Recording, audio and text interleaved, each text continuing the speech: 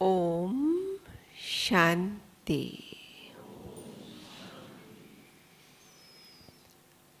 अपने नाम के अनुकूल अपने चलन और चेहरे से रूहानियत की मनोहर झलक दिखाने वाले हमारे आदरणीय राजयोगिनी मनोरमा दीदी जी हम सब के बीच में विराजमान हैं। हम रूहानियत की इत्र छिड़कते हुए एक हाथ हिलाते हुए दीदी का स्वागत करते हैं, सत्कार करते हैं, अभिनंदन करते हैं, वंदन करते हैं, नमन करते हैं। आदरणीय दीदी जी यूपी की धरनी से बरेली से निकले ईश्वर के अनमोल रतन हैं और आपका बहुत बड़ा सौभाग्य रहा कि छोटी सी आयु में जब आप मात्र 6 वर्ष के थे, माता पिता के साथ ही ये ईश्वरीय ज्ञान प्राप्त करने का आपको सौभाग्य मिला। तो बचपन से ही ईश्वरीय पढ़ाई भी पढ़ी, लौकिक पढ़ाई भी पढ़ी। लौकिक में आपने हिंदी साहित्य में एमए की डिग्री प्राप्त की है और साथ साथ इलेक्ट्रो होम्योपैथी में आपने डिप्लोमा प्राप्त किया है। सामाजिक, सांस्कृतिक और क्रीड़ा के क्षेत्र में आप सदा संलग्न रहे हैं। चाहे भाषण प्रतियोगिता हो, चाहे विवाद प्रतियोगिता हो जिसको डिबेट कहते हैं, आप हमेशा उसमें विजेता रहे हैं। अपने स्कूल के दिनों में कहो, युवा दिनों में, हर समय जैसे कि विजेता का ताज आपके सर पर रहा है। और उसके बाद तो आपने 1970 में अपना ये जीवन ईश्वरीय सेवाओं अर्थ समर्पित किया। वर्तमान में आप कुंभ नगरी प्रयागराज इलाहाबाद के सेवा केंद्र और वहाँ की पूरी बगिया को, रूहानी बगिया को आप संभालते हैं और वहीं उस बगिया को संभालते संभालते राष्ट्रीय और अंतर्राष्ट्रीय कार्यक्रमों में आपका पूरा पूरा योगदान रहता है। इतना ही नहीं, चाहे वो पद यात्राएं हो, चाहे वो साइकिल यात्रा हो, चाहे वो महिला सशक्तिकरण की रैली हो, चाहे वो पर्यावरण की रैली हो, चाहे ग्राम्य विकास प्रभाग से संबंधित कोई कार्यक्रम हो, चाहे बेटी बचाओ वाला अभियान हो, ऐसे कोई यात्राएं, रैलियां, अभियान आपके पार्टिसिपेशन के बिना अछूते नहीं रहे हैं। इतना बड़ा योगदान हमारे दीदी का हर कार्यक्रम में होता है। और अभी तो जैसे अगस्त का मास है, हमेशा जब 25 अगस्त का दिन होता है, सभी दादी को उनके स्तंभ पर जाकर श्रद्धांजलि देते हैं। और कौन किसकी आवाज़ सुनते हैं आप सभी? पूरे दृश्य का लाइव चित्रण करने वाले कौन होते हैं उस समय? आवाज़ याद आती है? किसकी होती है वो आवाज़? मनोरमा दीदी की। कि हमें पूरा दृश्य लाइव करते हुए हमें ऐसा दिखाते जैसे हम घर बैठे भी वहीं पर उपस्थित हैं। तो बहुत ही विशेषताओं से संपन्न है। आप हिंदी पीठ के द्वारा भी सारस्वत का आपको सम्मान प्राप्त किया मिला हुआ है। इतना ही नहीं, चूँकि रहते ही प्रयागराज की धरनी पर है, 3 महाकुंभ और 5 अर्ध कुंभों का भी उनमें आपने ब्रह्मा कुमारी का बहुत कुशल प्रतिनिधित्व किया है। तो ऐसी हमारी विभूति अनेक प्रतिभाओं से संपन्न आज हमारे बीच में न सिर्फ मनोरमा दीदी के रूप में उपस्थित है, लेकिन आप में ही शीलो दीदी और शशि दीदी के सबको दर्शन हो रहे हैं। आपके दोनों कंधों पर उन दोनों दीदियों की जिम्मेवारी है। तो वो पूरा 3 मूर्तियां हैं। एक मूर्ति में कितनी मूर्तियां हैं आज के दिन? 3 मूर्तियां। तो पूरी भट्टी के दौरान जो आप पालना शशि दीदी और शीलू दीदी से लेते हैं, जब भी आप मधुबन आते हैं, तो वर्तमान में वो सारा रोल हमारे मनोरमा दीदी प्ले करेंगे। तो बहुमुखी बहुप्रतिभावान हमारे दीदी हमारे बीच में आज हमें भट्टी के लक्ष्य और उद्देश्य से परिचित कराएंगे। और भट्टी का लक्ष्य है, उद्देश्य है महसूसता द्वारा संपूर्णता को प्राप्त करना। तो सुनते हैं दीदी से, आदरणीय दीदी जी।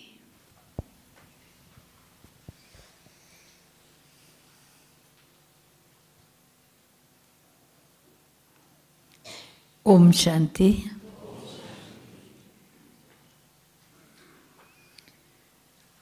बहुत लंबा चौड़ा परिचय दिया। छोटा सा परिचय है। आपकी बहन हो, बाबा की बच्ची हो, इतना परिचय बहुत है।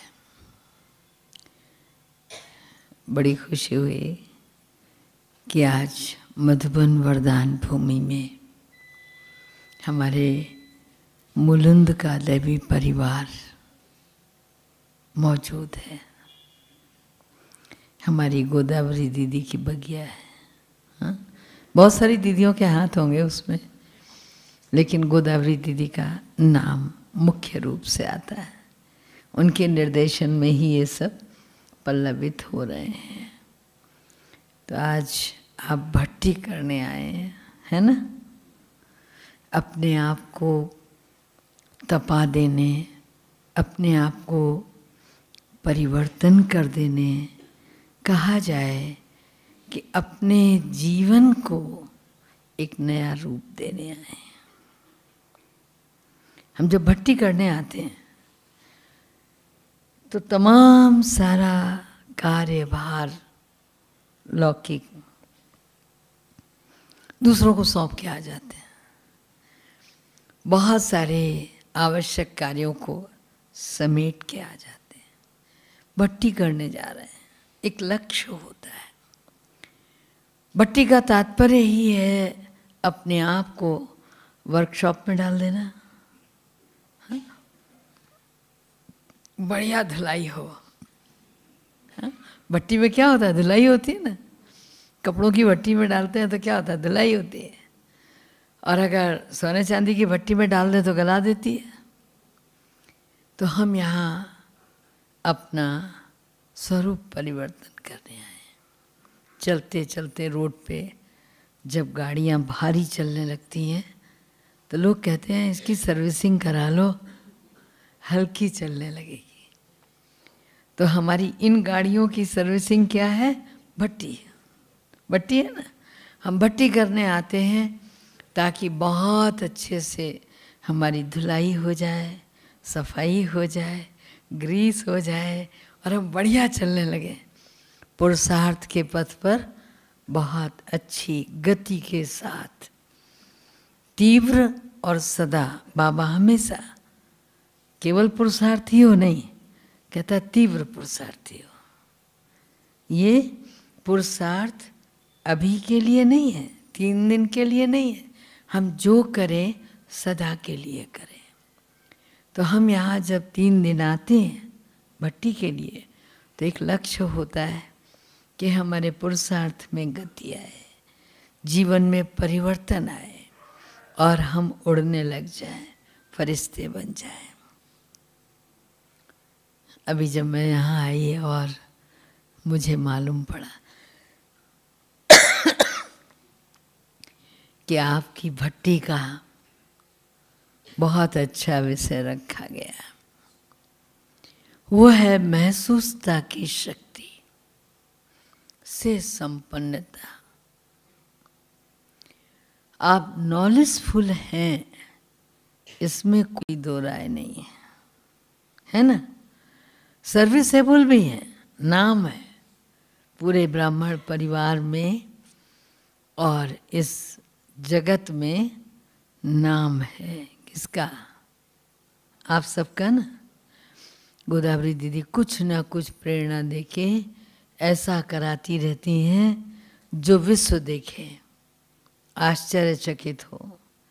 कभी गिनीज बुक में नाम आए, कभी किसी में नाम आए। बहुत विशाल विशाल विहंग मार्ग की सेवा कराती हैं। तो नॉलेजफुल हैं, नो डाउट, सर्विसेबल हैं, नो डाउट, हाँ, सक्सेसफुल हैं, नो डाउट, कोई संदेह नहीं है, आप बहुत अच्छे हैं। लेकिन आज का जो विषय है थोड़ा महीन है, मोटा नहीं। आप बहुत बड़ी बुक बना सकते हैं, बहुत कुछ विशाल समाज के आगे रख सकते हैं, लेकिन उस विशालता में जो महीनता चाहिए, जो पुरुषार्थ में सूक्ष्म अभ्यास चाहिए, जिसे हम उर्दू में कहते हैं एहसास, हिंदी में महसूसता कहा है ना। तो हमें ज्ञान बहुत है, लेकिन उस ज्ञान को, ज्ञान का एहसास हो जाना, बाबा की बताई हुई शिक्षाओं का, बाबा के दिए हुए स्वमानों का हमको एहसास हो जाना। जब एक एक स्वमान का एहसास होगा, तभी हम उस स्वमान को सम्मान दे पाते हैं, तभी हम अपने निज रूप में टिक पाते हैं। पहली चीज है, महसूसता की शक्ति में अगर स्टार्ट करें तो पहली चीज है कि आप आत्मा है। आप कहेंगे बहन जी ये कौन बड़ी बात है। जब हम यहाँ आए थे, 7 डेज कोर्स हमारा शुरू हुआ था, तो पहले पहले यही तो पढ़ाया बहन ने, आप आत्मा है ना। पहला पाठ आपको पढ़ाया गया कि आप आत्मा है। लेकिन आत्मा पढ़ लेना और आत्मिक स्वरूप में ढल जाना, मेरे शब्दों को पकड़ने की कोशिश कीजिएगा कि आत्मिक स्वरूप में ढल जाना अलग चीज़ है, और अपने आप को आत्मा सुन लेना, आत्मा पढ़ लेना, आत्मा जान लेना, ये बड़ी चीज़ नहीं है।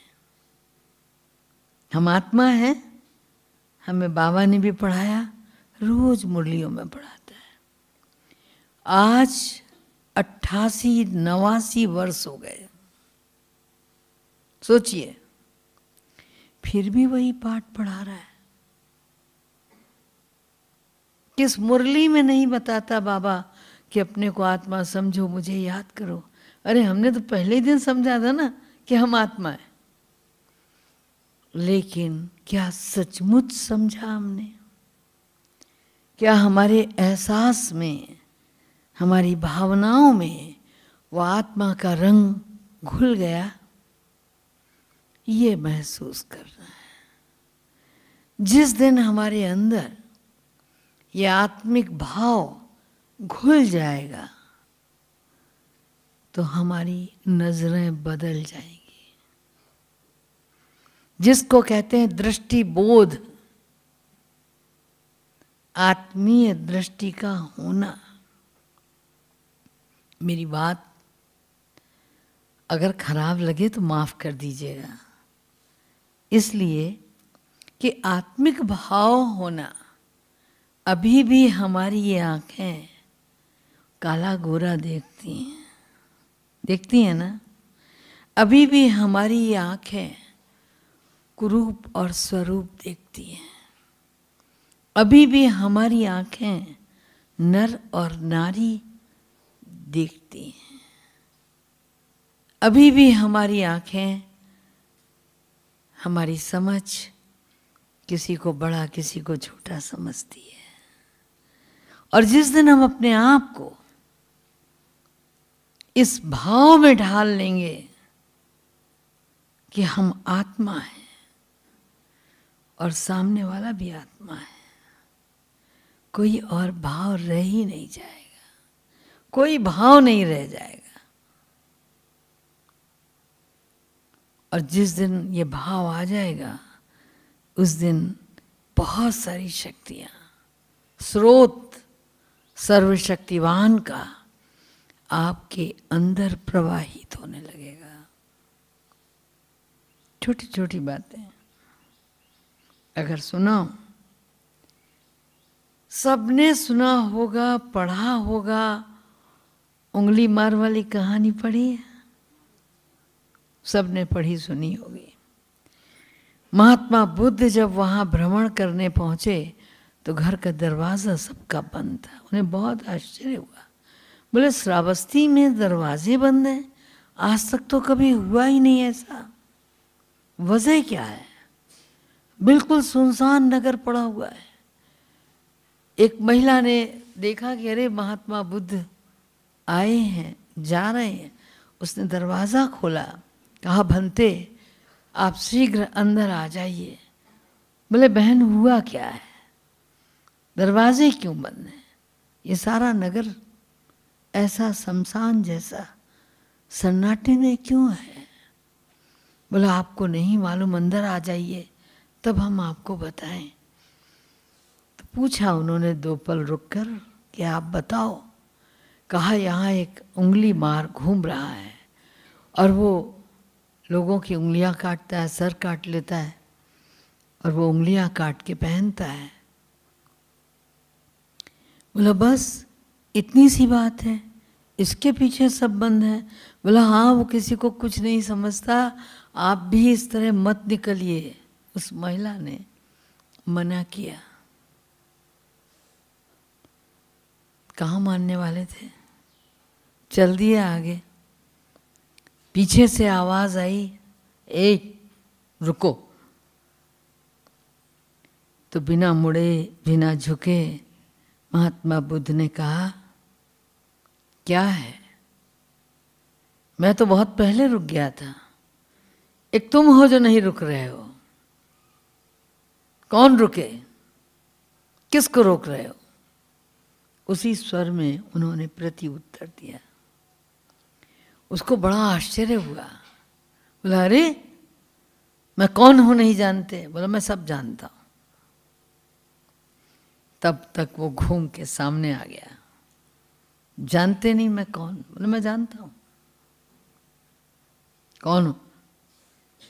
बोला मेरे भाई हो, मेरे पिता की संतान हो, मेरे अपने हो, क्या जानना है? मैंने कहा रुको। बोला मैं तो बहुत पहले रुक गया था, तुम हो जो नहीं रुक रहे हो। रुक जाओ बंधु, रुक जाओ। तो उसको पहली बार ये एहसास हुआ, महसूस हुआ, कोई है जो मुझसे बिना भयभीत हुए बात कर रहा है, कोई है जिसको डर नहीं लग रहा है। तो उन्होंने फिर उसे ज्ञान दिया, उसका तीसरा नेत्र खोला। उसी दिन से उसने वो कार्य बंद कर दिया। वाल्मीकि को भी सबने सुना है, सुना है ना, बताने की जरूरत नहीं। तो जिस समय हमें जीवन में महसूस हो जाए, उस दिन से हमारे जीवन में परिवर्तन का चक्र घूमने लगता है। पहली चीज है महसूस होना, एहसास होना। तो नॉलेज होना बड़ी चीज नहीं है। अब आत्मा है ये सब जानते हैं, लेकिन आत्मिक स्वरूप की अनुभूति होना। मैंने कहा ना, उस दिन जिस दिन आप जान लेंगे कि मैं आत्मा हूं, उस सर्वशक्तिवान की शक्तियों का स्रोत आपके अंदर स्वतः प्रवाहित होने लग जाएगा। अब वो शक्तियों का स्रोत कौन सा? करुणा पहली चीज, दया दूसरी चीज, क्षमा तीसरी चीज, प्रेम चौथी चीज। और जिस दिन दया, क्षमा, करुणा, प्रेम प्रवाहित होने लग जाएगा, आपका निज रूप बदल जाएगा।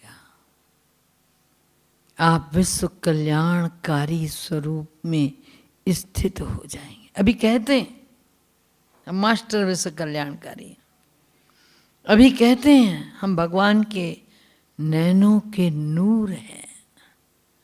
एक समान पकड़ लीजिए, आप नैनों के नूर हैं भगवान के, वो भी तो भगवान के नैनों में जो नूर है उसमें एक में करुणा और दूसरे में कल्याण समाहित है। आज तक उस परमपिता परमात्मा ने किसी के अवगुण को देखा नहीं, किसी की विकृतियों को देखा नहीं।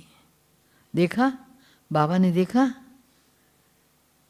हमारे मीठे बाबा ने हमें चुन लिया, पद्मा पदम सौभाग्यशाली बना दिया।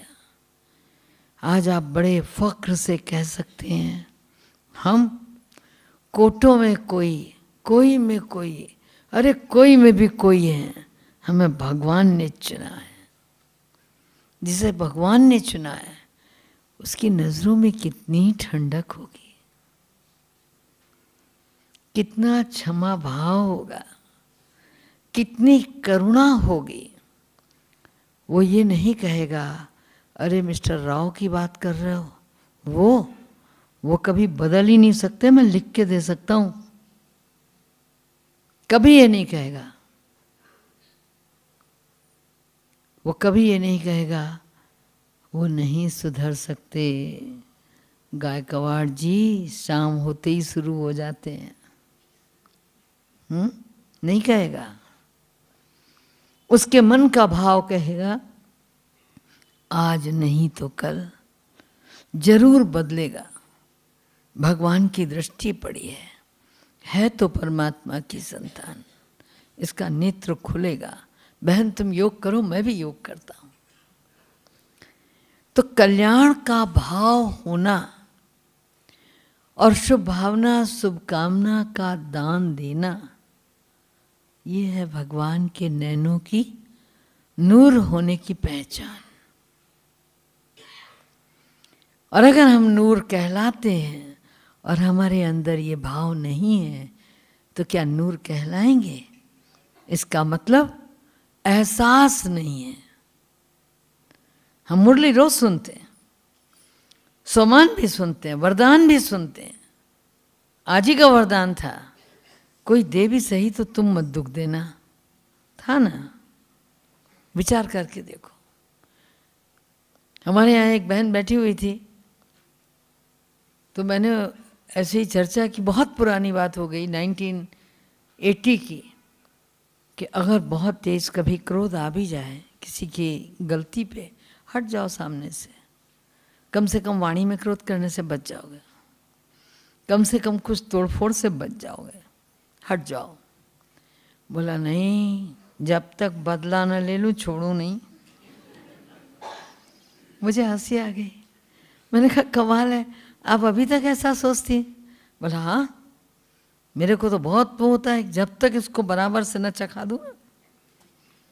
मैंने कहा फिर आप बाबा की मुरली क्या सुनते हो ये बताओ। तो ये चीज़ें छोटी छोटी बातें हैं, लेकिन हमारे अंदर एहसास का अंकुर जब तक प्रस्फुटित नहीं होता, जब तक ये अंकुर पनपता नहीं है, तब तक परिवर्तन नहीं आता। हम ये कहते हैं कि हम दिल तख्त नसीन हैं। इस मेडिटेशन हॉल में एंट्री से पहले आप सबने अपनी चप्पलें बाहर उतार दी, शूज भी बाहर उतार दिए। कोई लेके आया क्या अंदर? कोई नहीं ना। भगवान के दिल तख्त पर बैठने से पहले ये बताओ, कहीं पैरों में देह अभिमान की मिट्टी तो नहीं है? मैंने अभी आपको कहा बहुत भाग्यशाली हो। इस मधुबन वरदान भूमि के लिए लोग तरसते हैं, और आप यहां भट्टी करने आए हो। सच पूछो, यहां का एक एक कण, एक एक कण ऊर्जा से संपन्न है। आप बाबा का कमरा, कुटिया, शांति स्तंभ, और कहाँ? History hall. ये 4 तीर्थ हैं। क्यों कहलाते हैं? एक बार उस भाव से जाओ कि कभी बाबा यहाँ बैठकर योग कराता था, क्लास कराता था। कभी बाबा इस कमरे में रहता था, कभी बाबा उस कुटिया में बैठता था। थोड़ा सा अपने आप को पीछे ले जाओ। पुरानी पुरानी पुरानी वाणियों में बाबा कहता था, थोड़ा लेंस कैमरे का सीधा करो, थोड़ा सा। कल की तो बात है, तुम सतयुग में राजा थे। मुझे याद है बाबा जब अव्यक्त हुआ और यहाँ मेरा आना हुआ,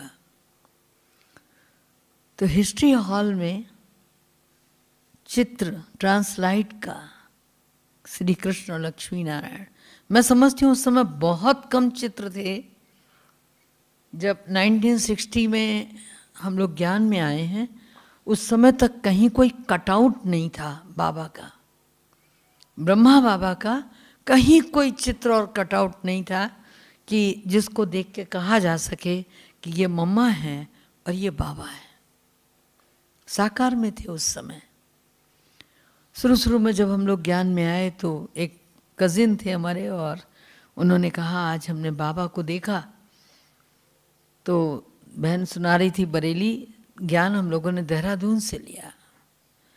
तो प्रेम दीदी ने पूछा कि तुमने बाबा को आज देखा, ये बताओ बाबा था कैसा? तो उसने पूरी पहचान बताई, कुर्ता, धोती, खड़ाऊं, पैर में मतलब ये पहने हुए, और सारा कुछ बताया। बाजू कुर्ते की कैसी थी और बाबा कैसे आ रहा था, चेहरा कैसा था। तो प्रेम दीदी ने तस्दीक किया कि हाँ तुमने ठीक देखा, बाबा ही था। तो पहले तो कुछ कटआउट वगैरह नहीं था, और बाबा के अव्यक्त होने के बाद जब मैं यहाँ आई तो वो चित्र देखा ट्रांसलाइट वाला। कानपुर में भी जब शुरू में बना था तो एक लक्ष्मी नारायण और सीढ़ी का चित्र वहाँ पहुँचा था। तो मुझे वो देख के वो बात याद आई, मुरली याद आई कि बाबा कभी कभी देख के कहता था मैं मिचनू बनूंगा, मिचनू बनूंगा, कल मैं ऐसा ही मिचनू बनूंगा। और कई बार तो बाबा गद्दी से उतर के भी दिखाता था ऐसा बनूंगा। तो ये एहसास होना कि मैं ये बनूंगा, तो देवत्व का वो स्वरूप निरंतर चिंतन में आना। बाबा इसलिए कभी कभी कहता था अपनी फोटो खिंचवाओ, संगम युगी भी और सतयुगी दैवी सृष्टि की भी। और जब कभी आपके चेहरे और मन के भाव बदलने लगे तो उस फोटो को देख लो, मैं ये बनने वाला हूँ। हाँ, मेरी ये आंखें कैसी हो गई। जब क्रोध आता है ना, जरा देख लो, जब कोई और भाव पैदा होता है, एक बार उस फोटो से मिलान करो, देवताओं की भी ऐसी हैं क्या? तो बाबा तो बहुत सहज कहता है कि बच्चे यहाँ जगह कम पड़ेगी, लेकिन मेरे यहाँ कम नहीं पड़ेगी। हाँ, मैं तो तुम बच्चों के लिए दिल तक तो खोल के बैठा हूँ। जितने चाहो उतने आ जाओ, जब चाहो तब आ जाओ, तो केवल परमधाम का निमंत्रण नहीं देता, अपने दिल पे बिठाने का देता है। लेकिन दिल पे हम कब बैठेंगे? जब आत्म अभिमानी होंगे। अगर देहभान की मिट्टी हमारे पैरों में होगी तो क्या दिल तख्त पर बैठ पाएंगे? तो एहसास करना, महसूस करना। हम तब तक गलतियां करते हैं जब तक हमें महसूस नहीं होता।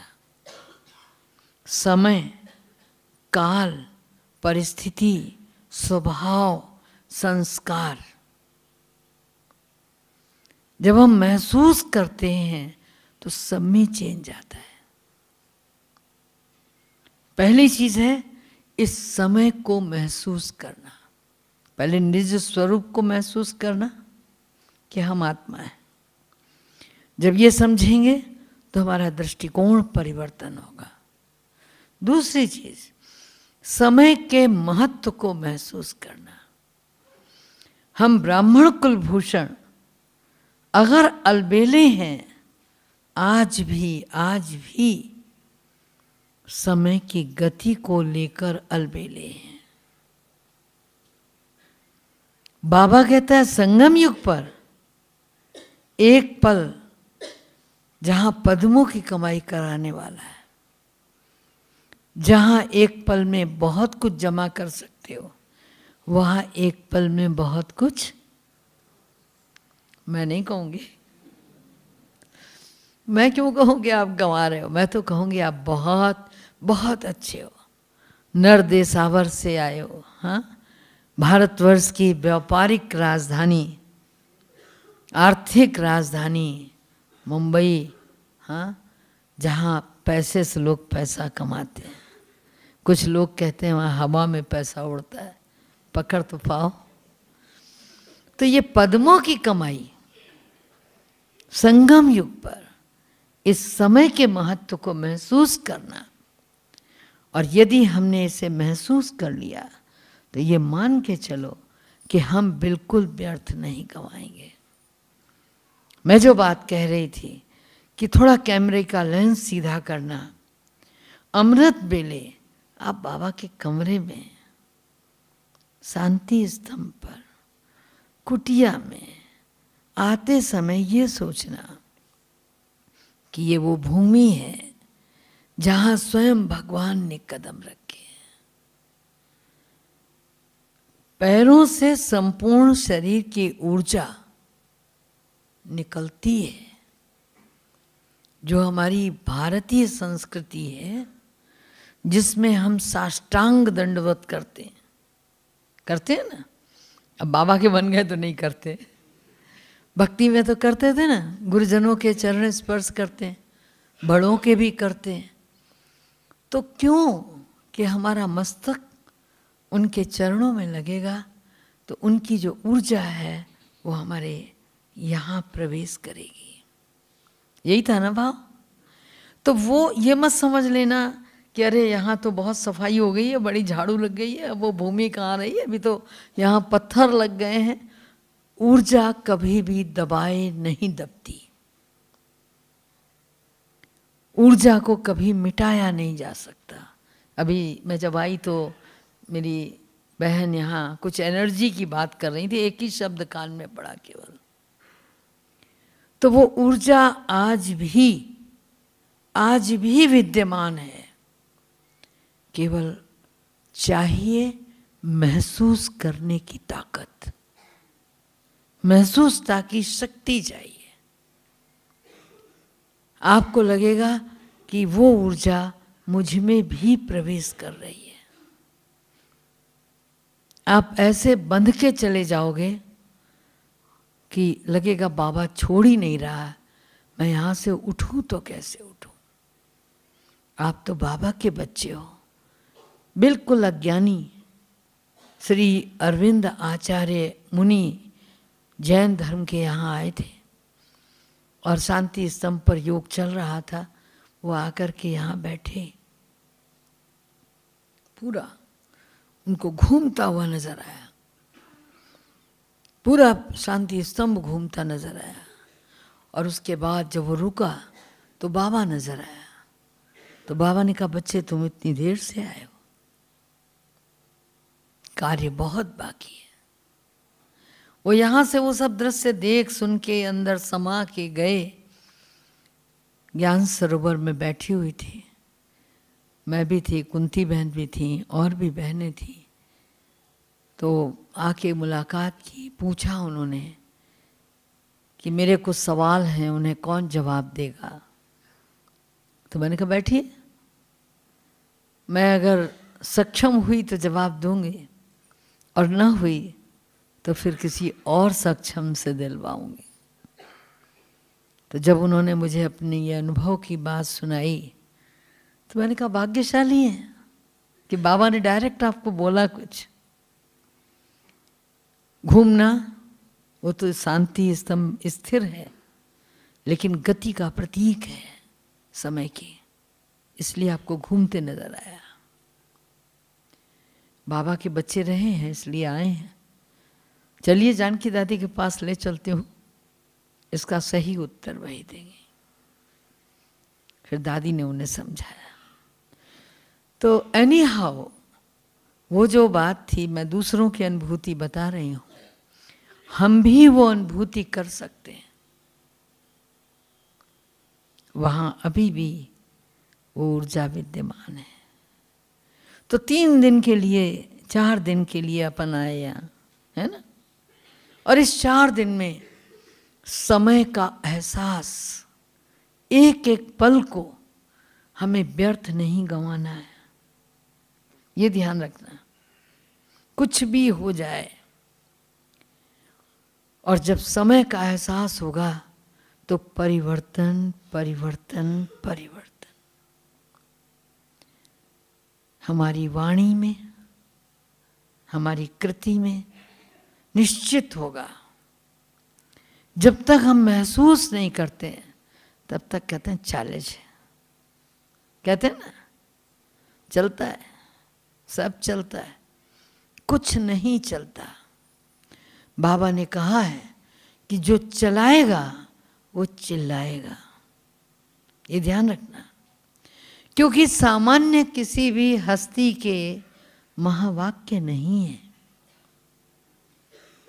जो हम रोज सुन रहे हैं ये उस सर्वशक्तिवान के, उस त्रिकालज्ञ के, त्रिकालदर्शी के, त्रिलोकीनाथ के, माता पिता सतगुरु के महावाक्य हैं। हम कुछ कह नहीं पाएंगे, उस समय हमें मालूम नहीं था। हाँ, ये अंग्रेजी की सॉरी नहीं है कि हम ब्रह्मास्त्र की तरह यूज कर लेंगे। करते हैं ना लोग, खट से सॉरी किया और चल दिया आगे। अरे दिल से तो आपने रियलाइज किया ही नहीं। यही सॉरी अगर लिखवाई जाती है ना तो आंखों से आंसू गिरने लगते हैं। जब महसूस होता है बहुत कष्ट होता है मन को। तो हम इन 4 दिनों में अपनी भट्टी को सफल करने के लिए जो कुछ अंदर किसी भी कोने में कहीं कुछ है, थोड़ा बहुत भी, 5 तो दूर दूर तक नहीं है। मैं नहीं कहती आपके अंदर कहीं से भी 5 हैं, लेकिन उन 5 का खानदान, उन 5 का सूक्ष्म स्वरूप, बहुत सूक्ष्म, बहुत सूक्ष्म, कहीं ना कहीं आज भी मन के किसी कोने में, जैसे हम सफाई करते हैं ना तो ध्यान नहीं जाता तो कहीं जाला लगा रह जाता है, होता है ना, कहीं हल्की सी डस्ट रह जाती है। बोला अरे इतना साफ किया, ये कहाँ रह गया।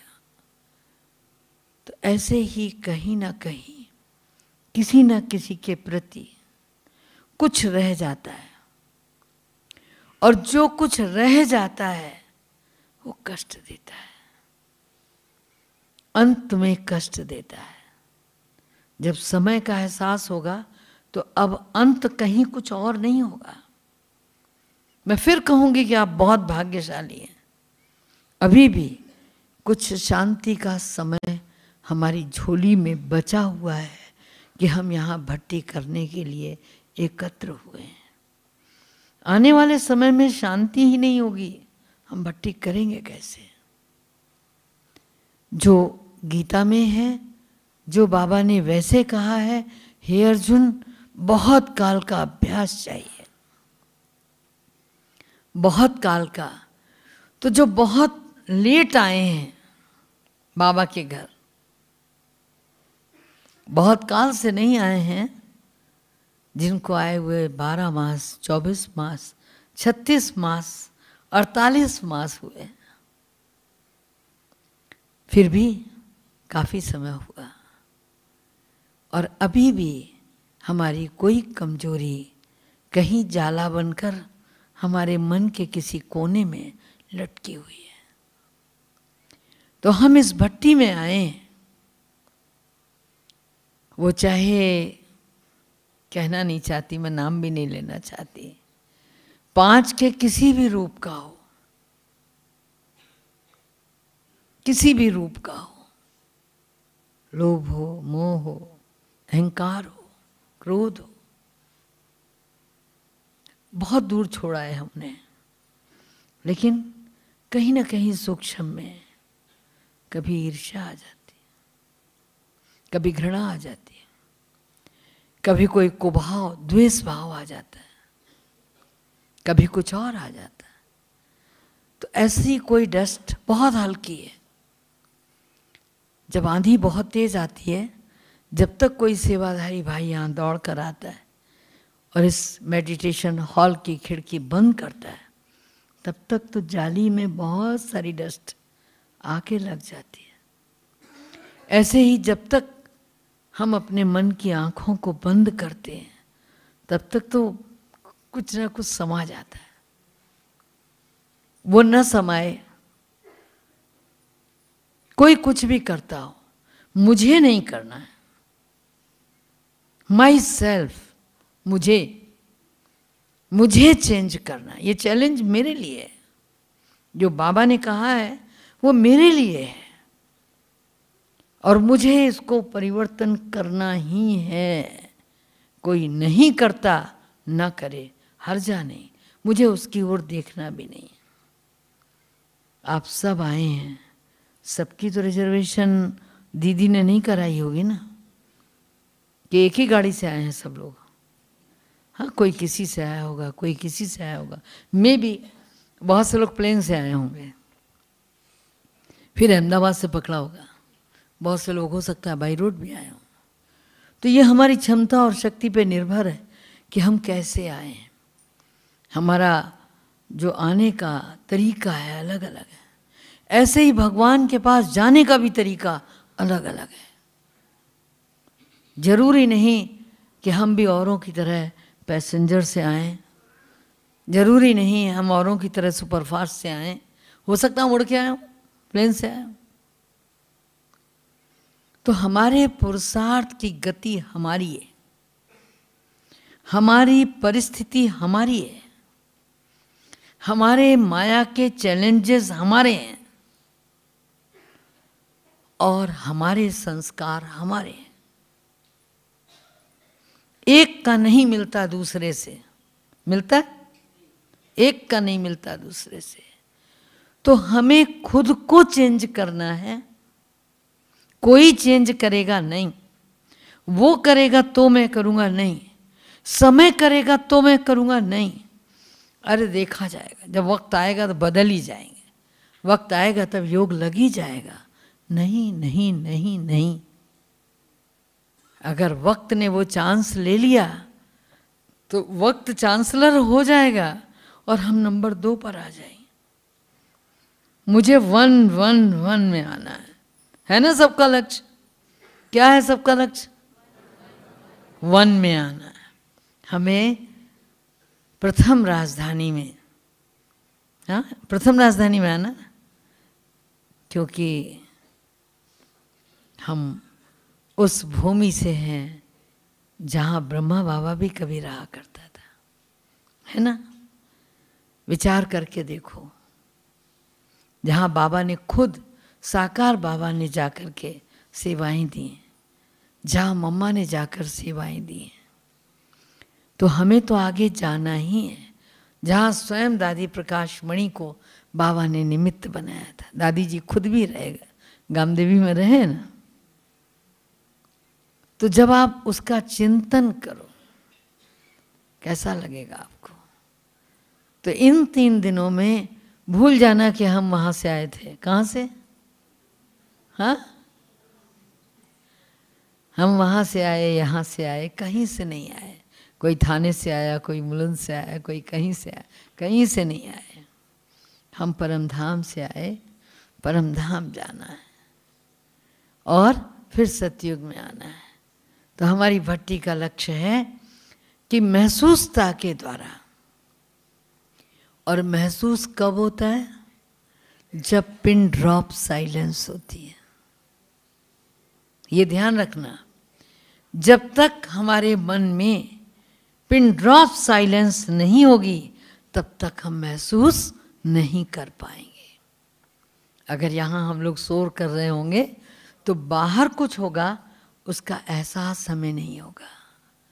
और यहाँ अगर हम शांति में होंगे, सीढ़ी पर इतनी सी भी आवाज़ होगी, हमें एहसास होगा बाहर कुछ है। तो जब हम अंतर्मुखी होंगे, पिन ड्रॉप साइलेंस, अपनी इंद्रियों का मुख हम अंदर की ओर मोड़ दें। आँख, नाक, कान, मुख, हाँ, जिसको कहते हैं रूप, रस, गंध, स्वाद, स्पर्श, सबको अपने अंदर की ओर मोड़ दें। जैसे कहते हैं ना, तुम ही संग बैठूं, तुम ही संग खाऊं, तुम ही संग प्रीत निभाऊं, तुमसे ही सब सीखूं समझूं, जो कुछ अनुभव करूं तुमसे करूं। सब अकेले अकेले तन्हा हो जाइए अपने आप में, और ये महसूस कीजिए कि हम अपने आप को तपाने आए हैं, तपस्या करने आए हैं, परिवर्तन करने आए हैं। हर चैलेंज हमारा व्यक्तिगत हमारे लिए है। हम इस समय को बहुत बहुत मूल्यवान बनाने आए हैं। हम अपने आप को यहाँ गढ़ने आए हैं। सावन गया, जाने वाला है, कितने दिन है? और आने वाला क्या है? भाद्रपद, माना भादों आने वाला है हिंदी मास के अनुसार। और ऐसा नहीं कि आप सब नहीं जानते, उस भाद्रपद में पूरे महाराष्ट्र में गणपति की होती है ना। और गणपति की मूर्तियों के एक बहुत महीन बात बताती हूँ, जब आप खरीदने जाते हो तब वो चित्रकार उन नेत्रों को खोलता है। मूर्ति बनी हुई होती है लेकिन नेत्रों को उजागर नहीं करता है, नेत्रों को खोलता नहीं है। जब आप कहते हो ये वाले गणपति ले जाएंगे हम, तब वो मूर्तिकार हाथ में ब्रश लेता है। हमारे मूर्तिकार ने हमको जन्म देते ही हमारे नेत्र खोले। हम खोल रहे हैं कि नहीं खोल रहे वो अलग बात है ना। हमने अपना तीसरा नेत्र खोला या नहीं खोला, लेकिन हमारे मूर्तिकार ने हमारा नेत्र खोला है। तो आप सब जो बैठे हुए हो, इन 3 दिनों में अपने अंतःचक्षु खोलकर महसूसता की शक्ति से बिल्कुल चेंज करके जाना। ठीक है, चलो, ऐसा लग रहा है कि वाकई चेंज करके जाओगे। गीत बज रहा है, हाँ।